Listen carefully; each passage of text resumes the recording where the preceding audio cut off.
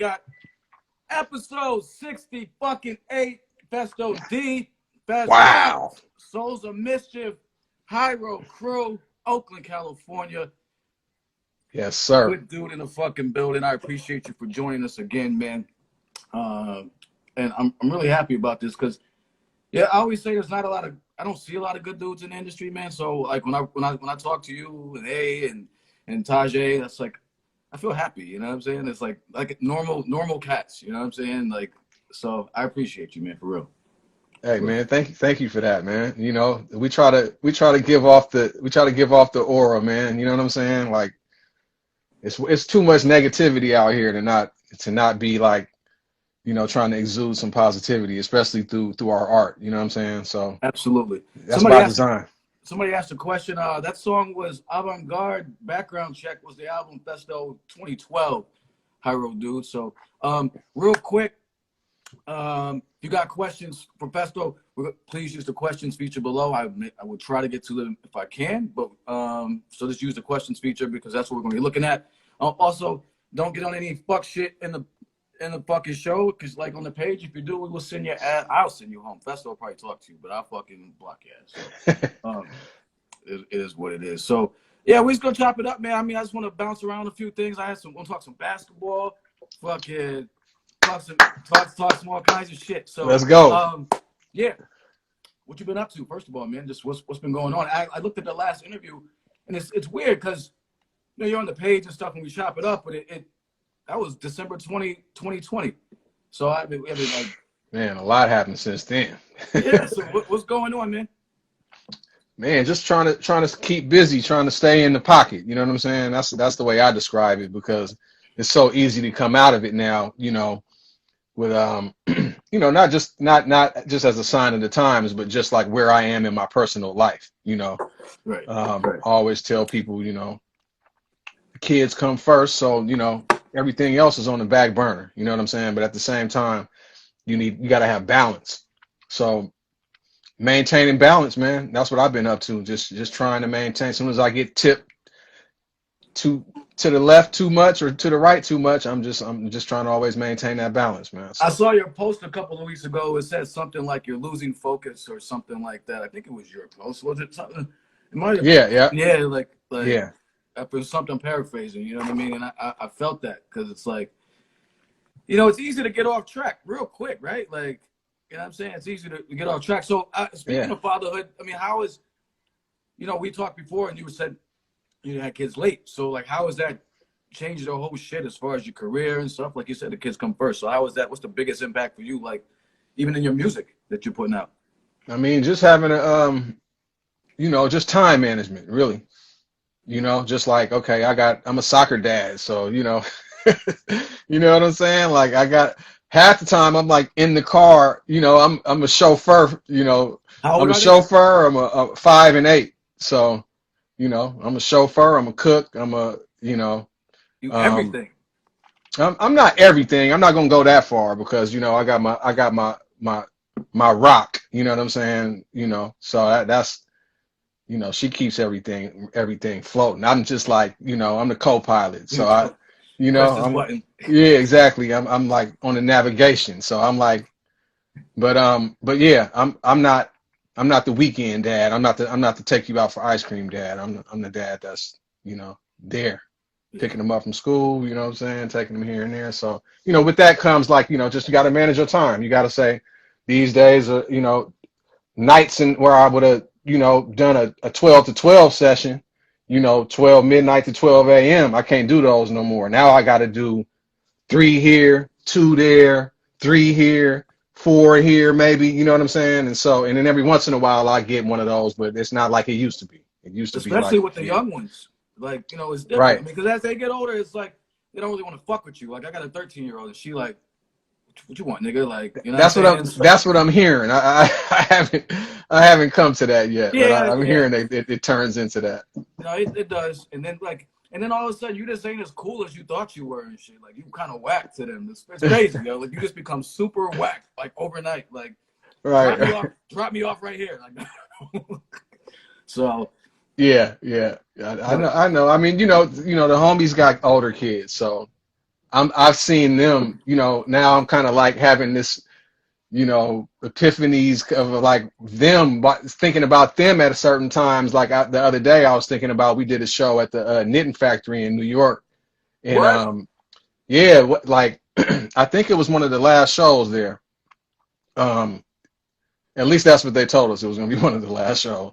But I just remember A Plus's son was there, and I think he was like about my son's age now, or maybe he was a little older, and he was kind of bugging off the turntable, like as he would come to, he was at sound check with us, and he was like, A was letting him scratch on the turntable, and he was like just bugging off of that. Now he's like in college now, so it's like, I know from that it goes by so fast. You know what I'm saying? Yeah, it does. It does, and like you said, the time management thing is huge, because the needs are there. And but so are you working on um any music wise or anything? I see the photography shit. I want to talk about that too. But are you working on any music that's so we got to look forward to or anything with the crew? Um, I'm not working on anything with I'm just working on solo shit right now, basically. I'm not there's no like Hyrule or Souls project in the works right now. But we always jump on each other's stuff when it's like, okay, I need you on this track, I need you on this track. But right now everybody is like doing their own thing. Yeah. So I dug myself a huge hole during this whole.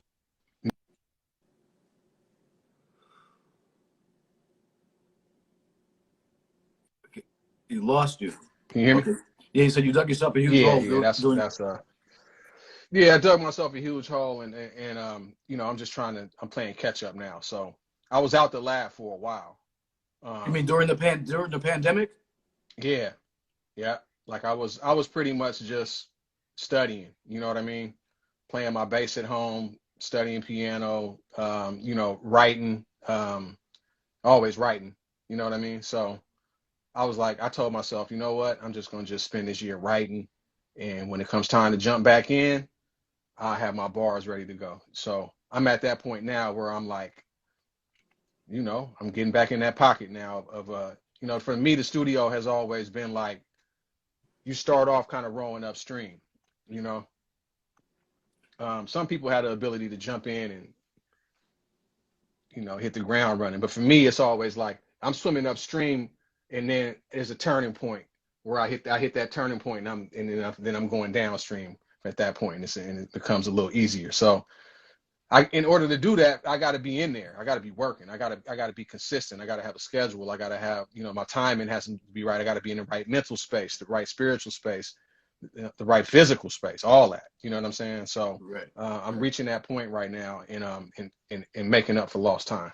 Yeah, you know what's interesting though, because you're saying like, okay, like you almost made it seem like you took a break, but in actuality, you're like, my friend did this. Like you just, it's weird. Like you just shifted what you were doing. Because initially when you started talking, I was like, oh, he was just rocking with the kids, wasn't really doing anything musically at all. But it's like, no, you were like, okay, piano, bass, get my bars up. So it was like you were working. It was just a shift that it wasn't like, you know what I'm saying? So, it's just an interesting thing. Have you ever done anything like that before? As far as like, because we're older now, so like we need to do different things to kind of stay on point, whatever it is, mentally and physically. So, have you ever done anything like that before in your career, just where you're like, okay, I'm taking a break, or I need to fall back, pause, or you know? Never, never, because it was always one thing, that's the thing about touring.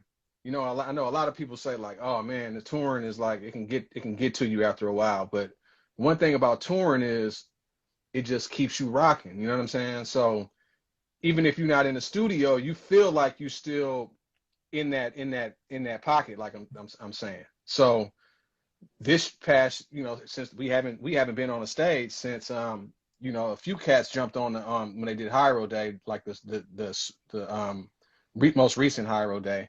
But we haven't been on any tours. Right. So we've received bookings, but it's been like, we haven't been on the same page as like whether or not we should do them, Oh and wow. which is totally understandable. But it's like, yeah, I mean, so you had to find another. I mean, there is no other outlet like being on on a stage and rocking for people and having people appreciate. Like I miss that shit like crazy. You know what I'm saying? Like Yeah. I really missed the stage. But you know, I also want to be able to continue my career on for years to come. So I had to weigh those two things. You know. Yo, have you ever gotten like? Because I've always wondered what cats did. Like, say you did like a 20-city tour, and I don't know if you're doing like the same set, same shit for 20 cities. How do you maintain the energy like to not like get bored after city 10 or city 8 of like, the same shit, or do you guys switch it up, or I've always wondered that. Do you switch it up? Is it the same shit and you just, and the crowd, like the crowd might have some energy, and you, or like how do you keep that momentum going? Well, 20 every city is different, so every crowd is different, right? So every system is different. Some nights we human, we not robots. So some nights we feel like sometimes some nights we like, damn man, I'm hungry. Some nights we like, you know what I'm saying? Like some nights we like, I can't eat nothing. Sometimes, it's just like it's all over the place. So there's all these other variables that come into play with being on tour. Um, and so that keeps it interesting enough for me. But also it's like when you rehearse, um, for me personally, I'm a perfectionist. So it's like it's never the show is never perfect to me. It's always one slip up. It's always one mistake. But sometimes the slip ups are fun and cool. You know what Right, I'm saying? and it Sometimes, becomes something organic and yeah, dope. and us, we not just up there, performing like the Rockettes or something. Like it's not just like choreographed. You know what I mean? Like we Yeah. got parts in our show that we leave open for spontaneous thought and stuff. So that's the fun part for me is like that can change up. And plus I'm rocking with my homies. So it's like everybody got their own personality and like, it's it's one of the greatest experiences, man, to be able to rock shows with your friends, man, and have people know the material and be rocking along with you. And there's that dash and nostalgia that's in there, and people like, oh, I remember this is my shit, yo. And then at the same time, they're just as interested in hearing what you have that's new. So all those different dynamics keep it interesting. Yo, when you did the show in Pittsburgh, like, listen, I love y'all niggas, man, but I don't know the lyrics to every single fucking song, man. I can't front like that. Like, it was cats in the front, like, I mean, you was doing some of the other shit, and I'm like, I guess I should know this. You know what I'm saying? He's the homies, but Yeah, fuck, yeah. like, yo, cats was like word for word the whole set, son. Like, Yo, we bug out on that. Like sometimes we be like, look at dude in the front, like he knows, like you know what I mean? Or it'll be like, like one time we did a show. I can't remember where it was, but it was this dude that we were real young, like maybe 20, probably weren't older than 21 years old, and there was a cat in the front row, but he was full gray hair. You know what I'm saying? Like he looked like he was in his at least in his 60s and 70s, or 70s, you know what I mean? He was right there saying all the words. We was just tripping like, wow, this is crazy. Like even like from the very beginning, it had spanned a generation. You know what I'm saying? So some 20-year-old kids. right, right, right. And now it's like we're the gray beards now, and you got kids like, you know, kids are kids age that are out there and who know the lyrics. So Yo, super what's full circle. what's one of your most memorable tour experiences? I mean, good, bad, doesn't have to be anything crazy. I mean, like something, but just I'm sure you've had some wild, and some really good experiences in general. Like, what's this? You know what's funny is I like when people ask that question when the rest of the souls are around Uh, because I'm more interested in their stories because they bring up shit that I don't even remember. You know what right, I'm right, saying? right. And they be like, you don't remember that one time when you jumped through the jumped in the swimming pool at the and I was like, nope. but You was but trying to yeah, forget. yeah, exactly.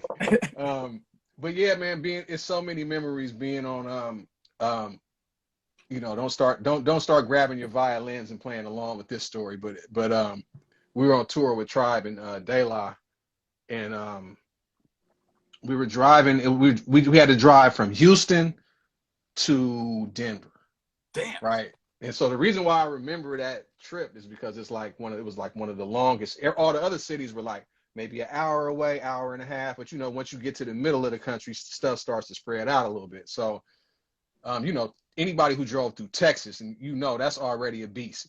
You know what I'm saying? Whether you're going east, west, north, south, whatever direction you're going That's in. his own country, B. Yeah, pretty much. And so we had to drive from Houston to Denver, and it was in the middle of the winter, so it was like icy snow. You know, the roads. You know, once we got up out of Texas, and our driver fell asleep at the wheel, and basically almost killed everybody. Now, mind you, De La's in a tour bus, Tribe Called Quest is in a tour bus, Souls of Mischief is in an 18-passenger van. So the bus drivers from, you know, when you're on a tour bus, you can't see anything else really behind you. You can see in front of you if you're sitting in the front, but the bus drivers saw it happen. So they pulled over, and everybody was like, what the fuck? Like, what's going on, man? Like, you know what I'm saying? Like, they basically, they wanted to, you know, put hands on dude. So they were like, you know, long story short, they were like, y'all get in with us. So some of us went to Tribe bus, some of us went to De La's bus. I went to Tribe's bus. And it was just basically like a big brother type gesture, like, yo, man, like, we, you know, y'all are guys, you know what I'm saying? Like, we got to keep y'all safe. Like, and they just brought us on the bus, man. And I was like, that really let me know, like, what type of people they were. You know what I'm saying? Like, it didn't have nothing to do with rap or hip hop at that point. It was just more just like, these are some young cats. And we used to look at them as big, like super older than us. But now that I realize, like, it was like a 5-year disparity. It wasn't that much, you know what I'm saying? Right. If that, in some cases. But, you know, we looked at them definitely like they were, you know, predecessors and people that we looked up to in the industry. And so, yeah, man, our driver had to ride the rest of the way by himself, and we rode on the buses with Tribe and De La. So one of my memories is playing Street Fighter on the Sega with Q-Tip in the back of the bus. Just, you know, crazy, dude. Just like thinking back to those days, it was nuts. But that was a crazy tour, man. Wow. I remember we did a set one time in San Jose, and it was we just decided to do something different. Like, De La and Tribe was like, I don't remember why they wanted to change up the format, but they was like, yo, why don't we all just rock one set? And we was like, okay. And so we literally rocked one set. Like, it was like Tribe would do a song, De La would do a song, Souls would do a song. Tribe, De La, Souls. Tribe, De La, Souls. You know what I mean? It was just that's like also one of my craziest tour memories too. Yeah. I got so many, man. We've been, I mean, touring for 30 years, so crazy memories. Yo, Yeah. and the thing, it's funny that you mentioned that thing about looking at them as older, because it's funny, that's how, like, I looked at you guys when I was in high school, and then I'm looking at them, I'm like, yo, these cats are like 3 years older than me. Like, but it's just, because you guys were on TV and I wasn't, you know what I'm saying? So it's like automatically, like, it added like 5 or 10 my years dude, to Matt, my dude Lee got some stories, man. He was on tour with us for a lot of those tours. Yeah. And Lee he probably got more stories than I got, but you know, that dude got some stories. Hey, hold tight. Excuse me. I'm sorry. 1 second. No doubt. I can still hear you. No, you good. You good. I'm still here. You seem like the one that are you the goody in the group? I would say, if I had to put a label on it, I mean, I'm not gonna try to just pigeonhole you like that, but I'm saying for fun. Or are you the cat that like everybody thinks is the goody and you really don't know shit? I don't know. I mean, do people think I don't know if people think that about me, but I would say no, just based on we got a guy in our group that, you know, went to Stanford University, so I don't know if I can say I'm any more goody than that. Well, well, I understand what you're saying with Tajay. He's big up Tajay, the architect. Yeah, but Lee said it's Opio. He said it's Opio. Yeah. He's a good. Opio's a ninja, yo. I don't even think Opio's like a ghost. Well, you know what? You know what's funny is they say that about me. Really, you? The Soul say that about me. Yeah. I say for me, it's my experience. It's been Opio and Pep. That but Pep like he said, nah, he so ain't he said good. he stole your bitch. He stole his bitch. That's fucked up, yo. This is a guy who has a different one every night, so you know you can't really. Oh, I see how you do it. He didn't miss any. He didn't miss any. You know anything. He said. Yo, what was excuse me, talk to me a little bit about Hyrule Day, the last joint. Because I was gonna come out there. I was talking to Tajay and I was like, yo, y'all having it? And he was like, yeah.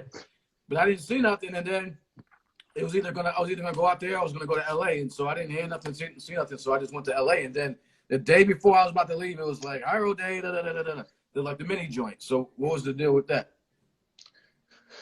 I mean, we teamed up with this company called Smokeland that came on board. Yeah. So they were doing their thing, and we just kind of said, okay, well, let's put them together, you know. But it was, you know, it was around that time. I just felt like people needed to come together, man. You know what I'm saying? Like it was a lot of loss, you know. And not just here in the Bay Area, but like in my family and people I knew, you know what I mean? But like, you know, we lost Gifford Gab, we lost Steve Zumbi, you know, from Zion I, you know, we lost Shock G here in the Bay, and and then of course, you know, hip hop as a whole had its losses too, you know what I mean? Um, you know, leading up. So I felt like us doing Hyrule Day was like, let's bring the community together, man. You know what I'm saying? On some positive, Right. on some you know, because we could have easily just said, you know, they might mistake this as a 10-year anniversary, which we want to do big because we obviously it's a 10-year anniversary. But you know, the team sat around the table and was like, you know, we can still pull it off this year, you know. And then on top of that, City Hall, the city of Oakland was like, you can come right here to the doorsteps of City Hall and set the stage up right here. So it was like all these headaches that we had in previous years were kind of like, you know, it was a little bit of a blessing in disguise, the fact that it wasn't as many hurdles to go through. But it still was hurdles, you know. But man, everybody that put it together was amazing, man. You know, and there's so many people to name. But just the whole shout out the whole Hyrule Day team, everybody that made it happen this year. This was probably the most special one, just because of everything that happened prior to. Oh wow.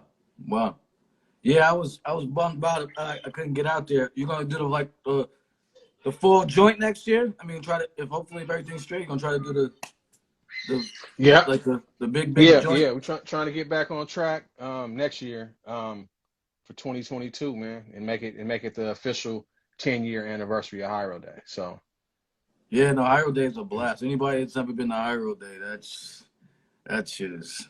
I was crushed last year when this pandemic shit. I'm like, because I was yeah, pumped off the year before. I'm like, let's get it, like, you know what I mean? But fucking, so I hope, yeah, I definitely hope. So keep me posted, man. I definitely, you know what I'm saying? I will. Yeah, For man. real. Yeah. Yo, what's Festo's State of the Union address in rap music? I won't say hip hop because I'm trying to be conscious of incorporating all the elements when I say hip hop and not when I mean rap music, say rap music. So in the rap game, State of the Union address 2021, Phesto Dee, what you got, man? Well, you know, since my name is Phesto, which is short for manifesto, you know, that the actual meaning of the name is that, you know, a public declaration. So every time I speak on the mic, it's a I'm making a public declaration to not only hip hop but the world. You know what I'm saying? But as far as hip hop is concerned, the whole purpose of it for me from the very beginning was to be experimental with music. Um, and I never wanted to do what anybody else did before me because that's like I remember Mike Tyson was saying something. He basically said fear is an illusion. Fear doesn't exist. It's all in your mind. And I think a lot of people they keep doing this recycling the same thing in music, all forms of music, not just hip hop, any genre, for that fear of stepping outside of what's popular or what's the status, whatever the status quo is at that time. You know what I mean? And that's what I feel like is missing now in hip hop. I hate to go straight to what's missing, and you know, I would like because it's still a lot of dope stuff out there, but I noticed the potholes a little bit more. You know what I'm saying? And so, right now at this present time, so what I'm noticing is it's not a lot of experimentation. I feel like it's a lot of the same. Like if music was a color to you, it'd be all the same color. It wouldn't be too many people doing something way over here, way over there. You know what I'm saying? And that's what we need to get back to. You know, that's the era we came up in. That's why everybody had their own lane because nobody was scared to do what was true to them, and they didn't care about like, oh, this person is gonna think I'm whack or whatever. The main thing was to be original, don't bite nobody shit. You know what I'm saying? And I'm gonna get respect based just straight off of that. But nowadays, it's like that's all the way out the window. Now, if I do what somebody else is doing, I'm gonna get even more. I'm gonna get more props for that than doing my own thing. So you spoke on it a little bit, like the era that we come from, right? Like everybody, the goal was to be different. You didn't want to rock the same shit, wear the same shit, dress. Slang was different, right? And so we even if you like take like the year 88, 89, all the dope music that was coming out of those couple of years, there was so many different lanes, right? Tribe, De La, Kane, da da da da. When and why do you think it changed though? Because you're right. It's like if you're not doing it before, it's like, yo, if you're doing it the same, then you're doing something wrong. Now, if you're not doing it the same, you're doing something wrong. So like, can you pinpoint like when and how and why? Like it I mean, shifted. it became big business. That's why. I mean, that's the only explanation that I can offer for it. Once something goes to Fourth and Broadway, and the suits get a hold of it, you know, I'm not gonna say. See, one thing we do is like we put the blame off on other people a lot. You know what I'm saying, or other entities a lot. You know what I'm saying. Hip hop is to blame for a lot of the way hip hop is now.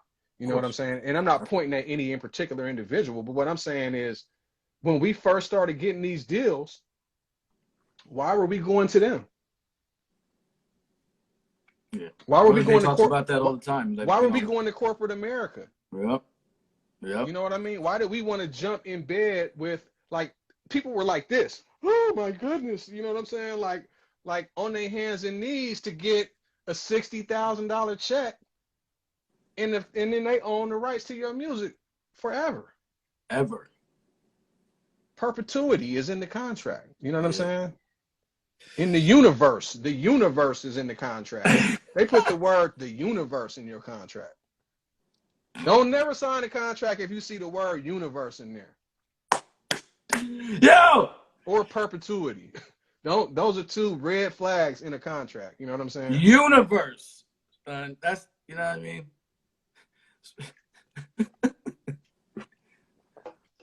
So I think some of a lot of us, you know, a lot of the artists that came before us, they didn't know, you man. You know what I'm saying? And it's unfortunate. You know what I'm saying? I You mean, we made a turned good the tables. We turned the tables though. You got to, you know, it's not like we just kept doing the same thing over and over and over and over again, even though we are still doing that. But a lot of it's different. It's compartmentalized now, right? So it's like you got your independent hip hop. You know what I mean? That wasn't even a term pre 90s. In 89, right. 89, nobody even that term indie hip hop didn't even exist. Right.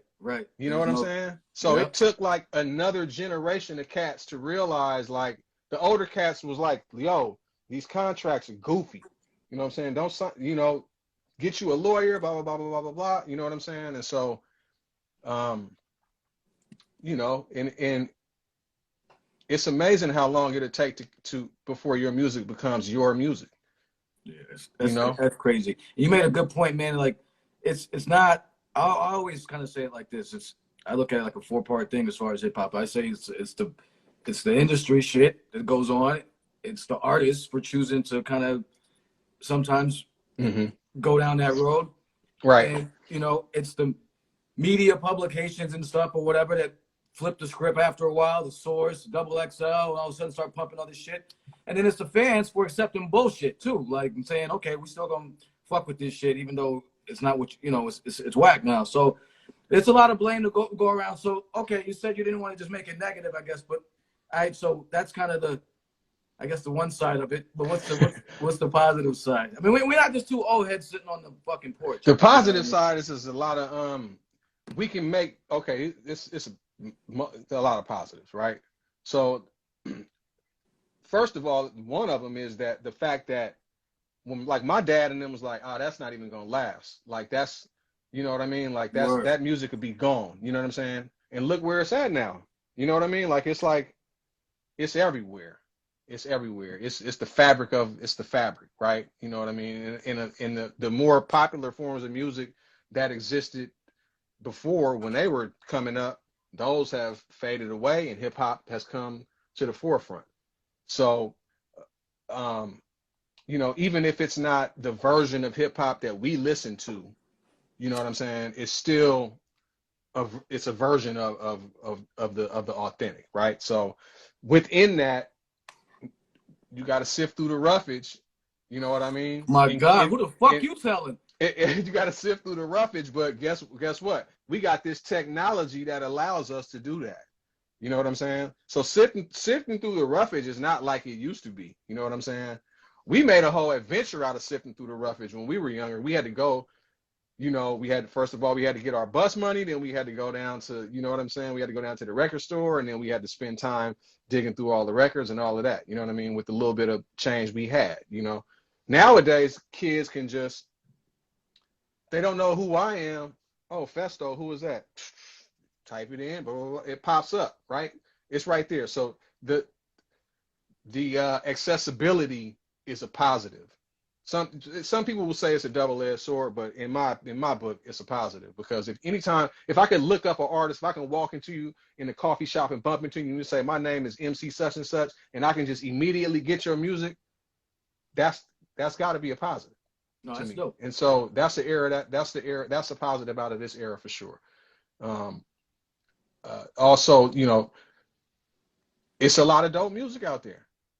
It's a lot of dope music out there. That I wouldn't Um, be able to hear if the technology wasn't there for us to hear. Like, right. yo, listen, Because my nobody's album of the pressing up stuff anymore. The physicals don't even really, you know, that's that's not a novelty shit positive, now. obviously. That's novelty shit now. Like when cats put it out Yeah. on digital, they're like, okay, we're gonna do some physicals for you guys. You know what I'm saying? But yo, my album of the year is a by by an artist that like he's indie, but it's the best album I fucking heard this year. Period. But I never would have heard that shit 20 years ago. You know what I'm saying? Because Yeah. so that is a good thing. I'm The gonna answer technology. y'all questions in a minute. I see some questions popping up. Yeah, there's a lot of Um, questions. There's some I gotta pull, and which is why I said please use the questions feature so I can pull them up, so that way we don't just break yeah. up the show. What's on your phone right now, man, or what's in your whatever device you use if you're listening to other music, if hip Oh hop, man. not hip hop, whatever. What's on Festo shit? Man, I've been listening to today I was just listening to Planet Asia and Feel the Agony record. Um Monster. and yeah, crazy. And that I segued into that because I was listening to the joint that he did with Evidence, um, the 1984. I was listening to that. Um, but man, I listen to most of the time I'm just trying to find music. Like if it's an artist I heard of, I'll listen. I might listen to it for a minute, but I'm trying to like dig and find new artists. You know, I'm trying to like break records in my phone. You know what I'm saying? So a lot of the time I come up empty. Oh yeah, like the Tajay. You guys will hear that on Halloween. That Tajay and Rap Noir. I said Tajay. Rap Noir and Guilty Simpson. Um, Tajay just sent that to me the other day. Oh, Crazy. word, Yeah, word. that's Yeah, crazy to hear them. I'm still bugging off that Tajay G rap shit. Oh Um, yeah. yeah, That was crazy, that man. was that was a crazy That combo, was crazy. crazy like just Cause I know how the whole thing came about, you know what I'm saying? Like it's crazy how it's just like how stuff materializes, you know what I mean? Because we did a show with him in but it was in like Switzerland or something. And we didn't even know we had the show. We didn't even know. And then Jose was like, yo, that Switzerland show was with G Rap.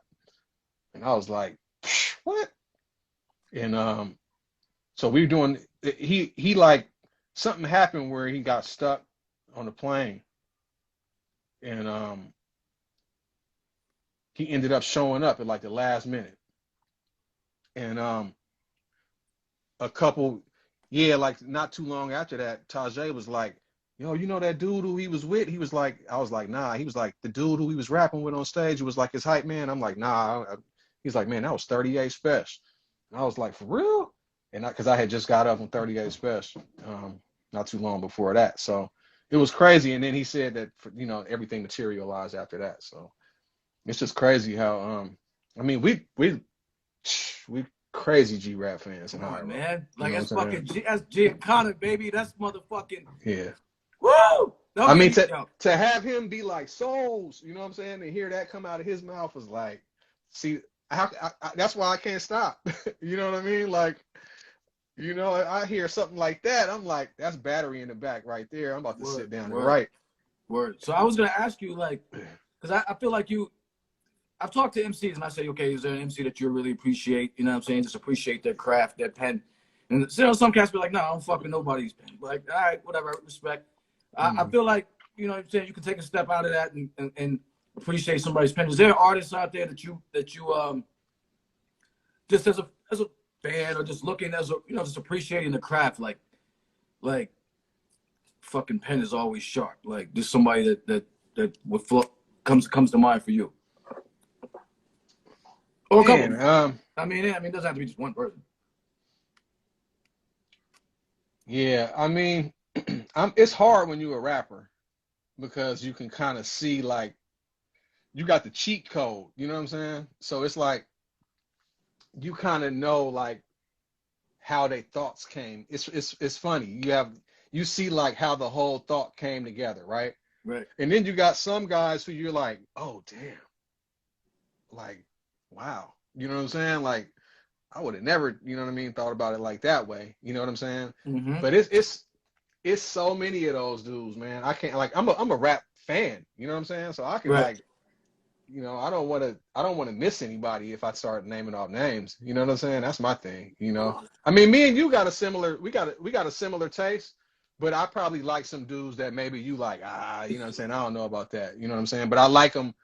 I was telling somebody this the other day. I was having a shout out my brother Tone Capone. A lot of people don't know about Tone, man, but Tone is in he's not feeling too well right now. So I want to shout him out and give him his flowers right now. My brother Tone Capone, who's one of my mentors, basically showed me how to use Pro Tools. He produced, if you know Scarface and Tupac, Smile on Me. He produced. Everybody mostly knows him from I Got Five on it, and Brenda's Got a Baby, and Oh, okay. three times crazy stuff, and Work. and OG producer from back in the day. Did a lot of work with Mike Dean and producers like that from the very gate with a lot of the rap a lot stuff, you know. But just I was talking to him about this group called Three Times Crazy that that Keek the Sneak came from Three Times Crazy, right?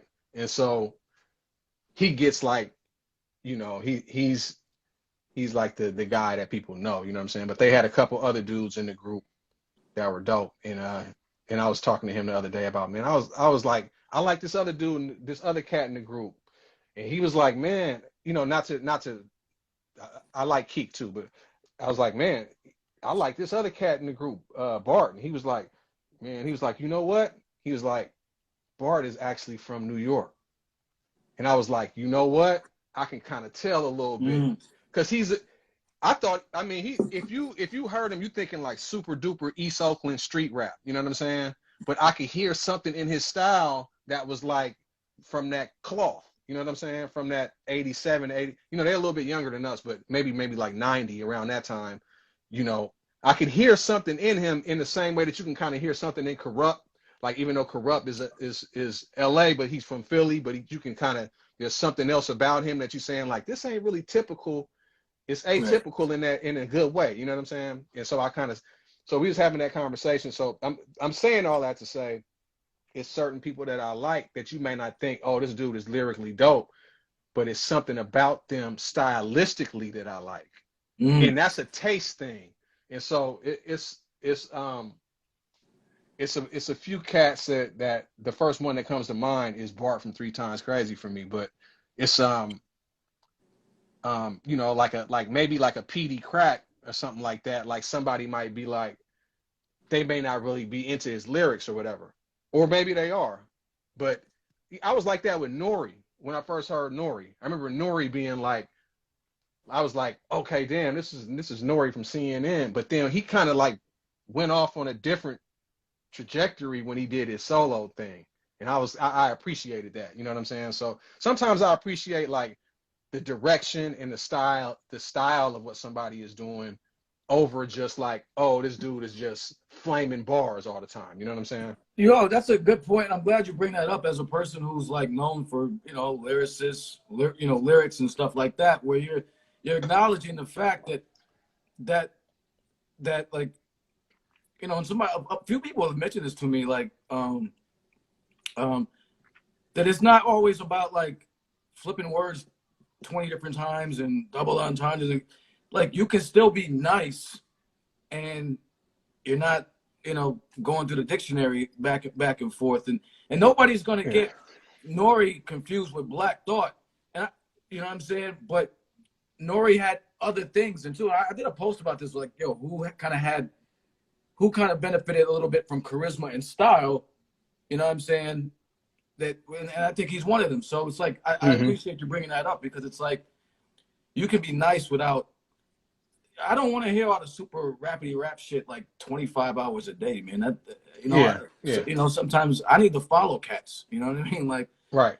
so. I think that's one reason why why Wu-Tang became Wu-Tang is like they had like across the board they had like so many variations and so many like outstanding personalities, right? But it's also like some guys were not like, you know, some guys were less complex, and obviously you had some guys that were like super duper personality, like an ODB dude, and then you had on the flip side of that you had a Jizza who was just, you know, all the wordplay is super poetic and just like he's putting words together like crazy. So I think, as a hip hop artist, when you growing as a hip hop artist, like when I first started out, I was always trying to be lyrical, bro, because I didn't like my voice. So I was like, to compensate for the lack of me liking my voice, I'm gonna have to say some fresh ass shit. You know what I'm saying? That's just the way I approached it. Right, As right. I got older, I started to like my voice more. So I started to reel back on trying to be so, um, you know, flippity flip all the time and find pockets. I remember Shock G. I had a conversation with Shock G one time, and he was like, "I like y'all because y'all have because of the words you don't say." Basically, is what he was trying to say. And basically, he was trying to say like everybody is just fluent through the bar. And he was like, "What y'all are doing is like y'all are pausing, and then y'all have these what they call rests in music terminology, and then it's the spatial awareness kind of your bars. You know what I'm saying? That he appreciated. No, when I was young, I was like, well, I don't really understand what he was talking about. But now that I'm older, I know exactly what he was saying. Right. No, I hear you. Um, um, we got a damn hour goes by fast as shit. Um, I got a couple other questions I wanted to get to. So you're a West Coast dude. I wanted to flip it on you a little bit because I know you fuck with, you know what I'm saying? You fuck with the East Coast shit heavy. So for you being from out there, who's your top 5 from New York? I mean, and again, this is Put me you on know the how I do. spot, man. So You put me yeah, on the I'm on the spot. spot. Come on, man. On the spot like a motherfucker. All right. You should know by now. Rakim, KRS, G-Rap, Chuck Heavy. D, One more. LL.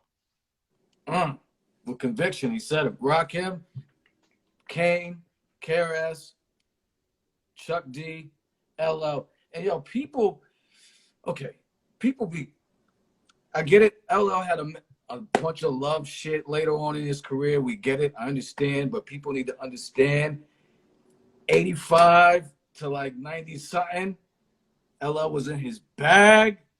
Like, I mean, you know what? It's really 6 for me. You know what I'm saying? But it's like, yeah. And so, you know, because it's like, because Kane is right there for me. Like Kane and LL, I'm always like, oh my God, who, you know, somebody who's a fan of lyricism or whatever, they might take Chuck D out, right? Right. But he So, made, real quick, what's the criteria? See, I always say when we have these conversations, and I didn't ask you. All right. I always say, what's the criteria? Because best doesn't necessarily mean favorite. Some people just focus on the lyrics. Some people are looking at like albums and stuff and like hits. So for you, okay, before we get it out, what's your criteria? And I just asked you off the rip, what was your criteria in picking that? Like, okay, is it so the lyrics or like albums or like hit joints? lyrics is, let me see, we got a pie graph, right? All We right. got a pie graph. Okay. Phesto Dee, put on the scholar hat. Yeah. So I'm gonna say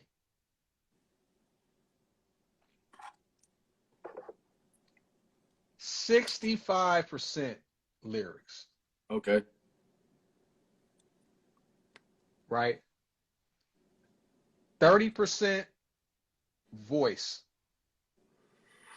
That Right. means what voice can fall some, you know, I can't get no, I don't want to be any more technical than that. Voice. So that could be like breath control, inflection, uh, you know, in lyrics, under lyrics, you got like styles, basically. You know what I'm Okay. saying? Like, did you invent styles? Or are you kind of riding on somebody else's style? Or is it completely yours? Or are you a progression of someone else's style or whatever? You know what I'm saying? All right. And then the other, what I say, 65 and 30. You got So 5, right? so I'm gonna. the other 5% is catalog. I don't put a lot of weight in catalog because um I mean it exists as part of my criteria. Okay, let's say 60% lyrics. I'll give 10% for catalog, okay? All right. So and the reason why is because I think catalog has to do with a lot with timing. Um, like if 93 Till Infinity would have came out in 94, it would have been a different, you know what I'm saying? It would have came out after Wu-Tang, after Outkast, after Nas, right? But it came out before all those records. So people who are from that era are like, they got hit with some shit from the West Coast that was like, whoa, what the fuck? Before they even, Nas was out because he was not, because he had underground shit, but his album wasn't out. Right. Same, Outkast was you know, they came out after. And then they still didn't really get to they kind of went on an upward trajectory after their first album. Right.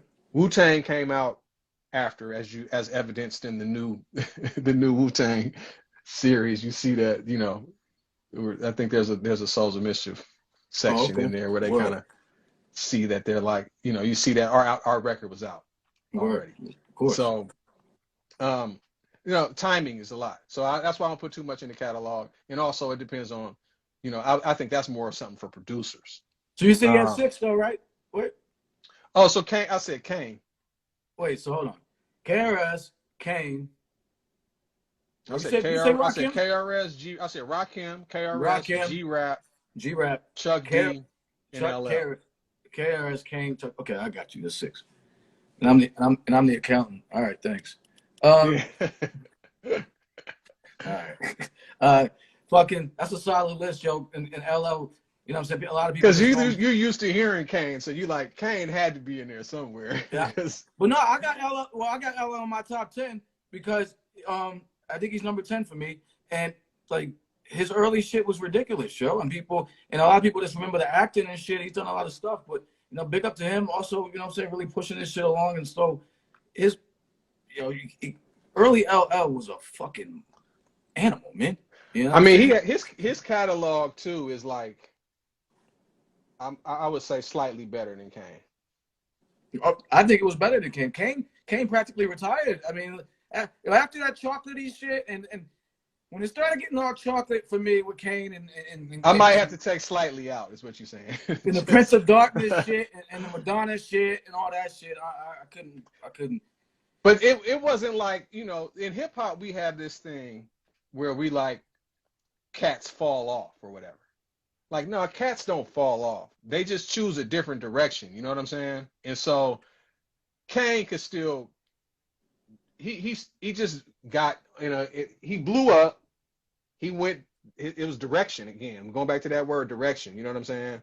He just didn't have the right direction at the time. You know what I'm saying? Yeah, But he no, could have easily went that same smooth operator direction, the raw direction, you know, Wrath of Kane direction, you know, all of that. No, yeah, he didn't fall off. He chose a different direction that I couldn't fuck with, but he still can't. You know what I'm saying? Yo, we got to get on out of here soon, so I'm gonna jump to this basketball shit real quick. The Warriors beat the Lakers the other day. Beat my Lakers the other day. The shit is stressful, but I love Steph. What's your outlook on the season for your squad, man? Well, it depends on the health of Klay Thompson. So we all know that that's a big, huge part of it. You know what I'm saying? Like they show you what they can do without him in the early season format, which I never put too much stake in, by the way. You know, we've been to the mountaintop. We've gone 24-0 and lost in the finals. So, I mean, what else you need to see other than that? 73-9 and you lose in the finals. I mean, you can't tell me nothing about the regular season. It's all about playoff basketball. If playoff, you know, if we can get home court advantage in the Clay area, then we can you know, we can make a run in the playoffs. But it depends on his health, and that's, you know, 2 surgeries or whatever on one. Hopefully it's I don't know what's better, opposite leg or same leg, but whatever the case may be. It's been 2 years, man. It's been 2 years since he's played. You know what I'm saying? It's been 2 years. It's been 2 years, and I don't want to say nothing because I'm scared that my words will come back to bite me, and this is being recorded, so I don't want to make any over the top predictions. But I will say the Warriors going to be a fun team to watch. Steph is an MVP candidate. Draymond is a Defensive Player of the Year candidate, and I'm a season ticket holder, so you'll see me there at the Chase Center on any given night. Who's your top point guards, man? The point guard's in an important position right now in the NBA, man. Like, and I feel like Steph be getting shit on as much as I can't fuck with the Warriors. Steph is must-see TV. That dude got range from anywhere in the universe, and that I've never seen anything like this dude, yo. Like I don't understand it, son. Like this dude be walking halfway up the court, like after the shot, like. I mean, it's crazy. It's crazy. I mean, in like from the logo, son. No heaves. When people say they don't like him, I just try to imagine what it feels like to not like Steph Curry. I just try to imagine that. I'm just like, how does that actually feel? You know, because I'm a basketball fan.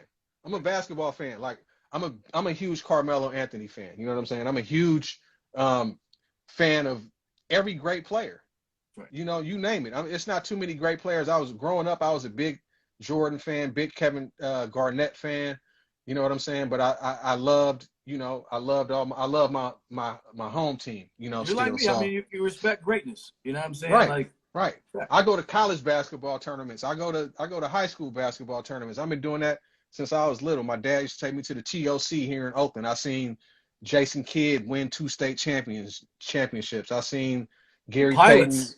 Yeah, you know what I'm saying? I seen Gary Payton. I seen you know, your boy that's on the Lakers now, that's the coach, Phil Handy. I saw J.R. Ryder and them go up against him when he was little. Shout out J.R. Ryder. That's my East. boy, right? Oh, Yeah, that's where my, East Bay yeah. Funk Dunk. Shout out J.R. Ryder. Jets. Uh, Crazy matchups with him and J Kidd and the Berry brothers, Brent Berry. Um, you know, I'm a basketball fan, so the NBA is you know, I'm glad they out of this madness with you know, last year they couldn't really get down, but this year I'm going, man. I'm excited to see everybody come. So who's your top point guards other than Steph? Who's your other four? Magic. No, just for this in the Oh, current just place. right now? Right now. Oh, point guards. Okay, let's see. Chris Paul, Kyrie, um, Steph, obviously. Steph, Um, Chris Paul, Kyrie. Damian Lillard. Yes. Uh, We who got is one number? more. Throw me some names. I'm drawing a blank right now. You named this. You named it. That's on me right there. So like heavy hitters for point guards. I mean, there's some. I mean, I could go. I don't know. I mean, like I mean, you get the second tier niggas. Kyle Lowry, he kind of chubby. I'm gonna say, you know what? I'm gonna shout out Drew Holiday right now. He just won a championship, so he's a champion. He's a champion, and he won, and he's Trey. probably. Somebody said Trey. But you know what? I got to give it to Drew. You know why? Because Drew stops you. He stops you. So out of all those guards, he's the best defensive by far. He's not the best offensive, but sometimes you want a defensive point guard, and sometimes you want somebody that can just stay solid, like a quarterback that can't really throw, but he'll, you know, he keeps you honest, and he doesn't, you know, he doesn't Right. throw any picks. And so I'm gonna go with Drew as 5. Right. Trey is on his way though. Trey is on his way. Trey is Steph with a fucked up haircut. I mean, like, damn, Trey is crazy. Trey is on his way. You know, I would have thought maybe Kimba would have been in that conversation, but you know, he's had the injuries. Yeah, sometimes injuries derail you. Same with Jamal. Same with Jamal Murray. I would have thought Jamal Murray would be in the conversation too, but you know, the injuries.